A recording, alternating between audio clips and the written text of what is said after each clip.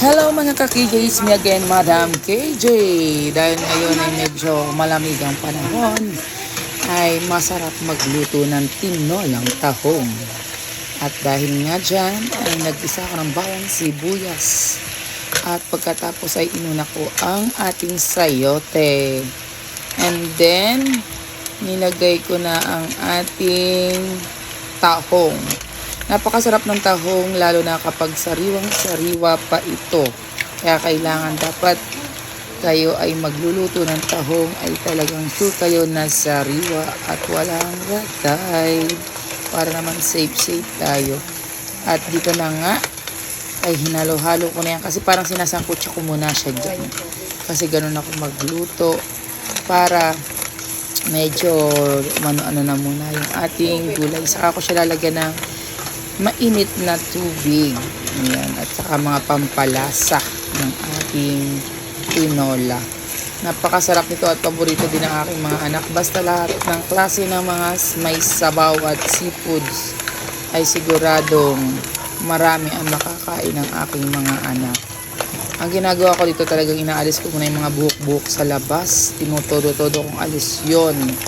At yan ay aking pang binabrush isa-isa ng Scotch Brite.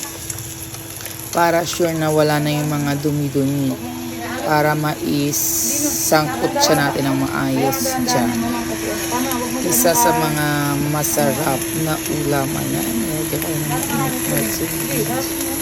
Tapos nilalagyan ko pa yan ng talbos ng sili.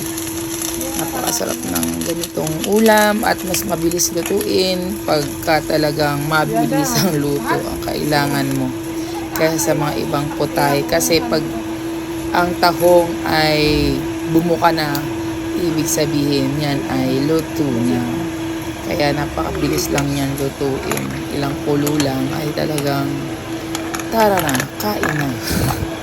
Ayan. Sino po ang may gusto ng mga ganitong luto sa tahong? Iba kasi binibake cheese ba yun?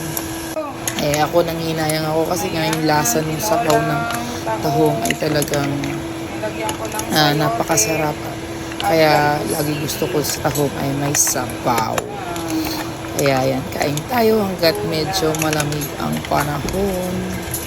At talaga namang marami ang makakain mo dito kanin. Talagang yung sabaw ay saktong-sakto ang lasa. Hanggang dito na lang muna at maraming salamat sa inyong patuloy na panonood at pagsuporta sa aming mga mini video. God bless us all. Keep safe. Ingat. Bye!